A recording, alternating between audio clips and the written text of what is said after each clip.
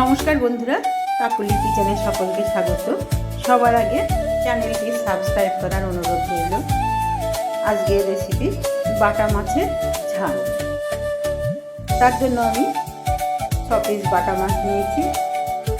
মাছগুলো আঁশ ছাড়িয়ে কেটে পরিষ্কার করে নিয়েছি। আর মশলা লাগছে, আমি কাঁচা লঙ্কা, লাল কাঁচা লঙ্কা নিয়েছি। 6 পিস মাছের জন্য 3টে লাল কাঁচা লঙ্কা আর 3-4 কোয়া রসুন,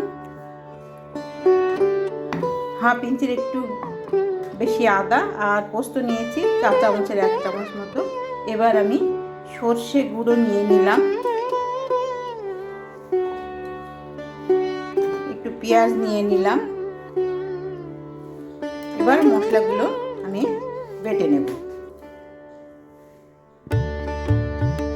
এইবারে মাছগুলোতে আমি লবণ দিয়ে দিলাম পরিমাণ মতো,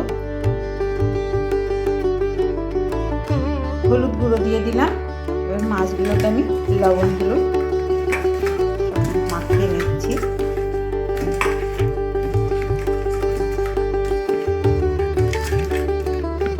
এবার গ্যাসে একটা কড়াই বসিয়ে সর্ষের তেল দিয়েছি। তেলটা গরম হয়ে এসছে, আমি একটু লবণ দিয়ে দিলাম। এবার কড়াইয়ের চারিপাশে আমি তেলটা মাখিয়ে নিচ্ছি, মাছগুলো যাতে ভাজার সময় লেগে না যায়।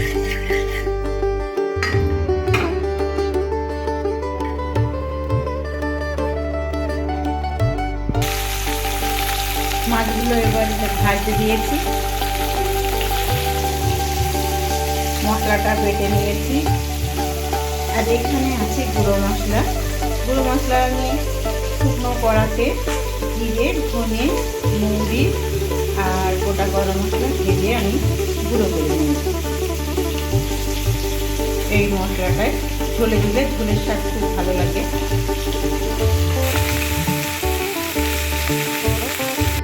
মাছগুলো সব ভেজে নিয়েছি।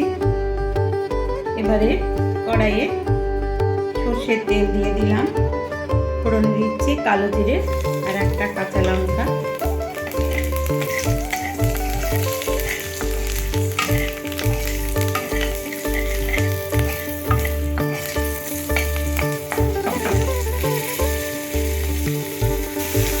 ফোড়ন ভাজা হয়ে গেছে, এই সময় আমি টমেটো দিয়ে দিলাম।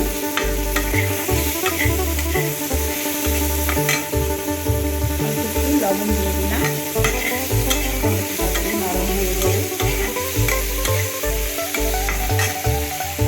এবারে গুঁড়ো মশলা আমি হলুদ গুঁড়ো আর কাশ্মীরি লঙ্কার গুঁড়ো দিয়ে দিলাম রঙের জন্য।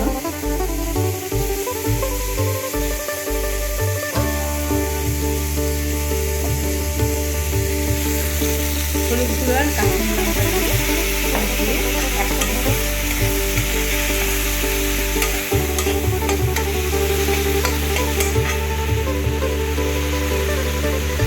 এই সময় আমি বাটা মশলাটা দিয়ে দিই।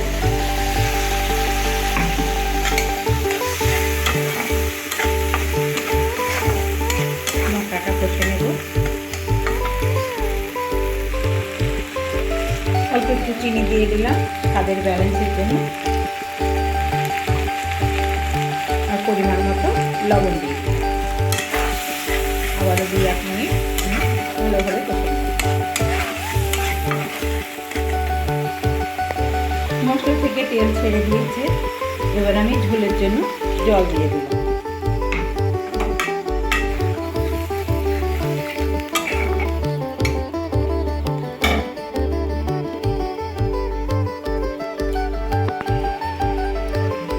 ঝোল ফুটে গেছে। এবার আমি যে মশলাটা, ভাজা মশলাটা তৈরি করে রেখেছিলাম সেটা আমি দিয়ে দিচ্ছি। এই মশলাটায় ঝোলের স্বাদ বাড়িয়ে দেয় বন্ধুরা।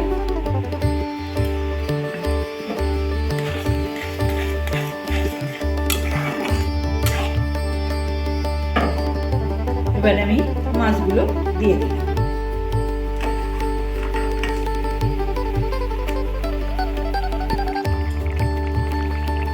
রান্না হয়ে গেল বাটা মাছের তেল ঝাল রেসিপি। আপনারা এইভাবে খাবেন, বারবার বানাতে ইচ্ছা করবে। খুব সুন্দর স্বাদ। এই যে এই ঝোলের স্বাদ ভাজা মশলাটার জন্য স্বাদ বাড়িয়ে দেবে। দুপুরে গরম ভাতের সঙ্গে খুব ভালো লাগে বন্ধুরা। আপনারা একবার হলেও এই রান্নাটি করে খাবেন। সবাই ভালো থাকবেন।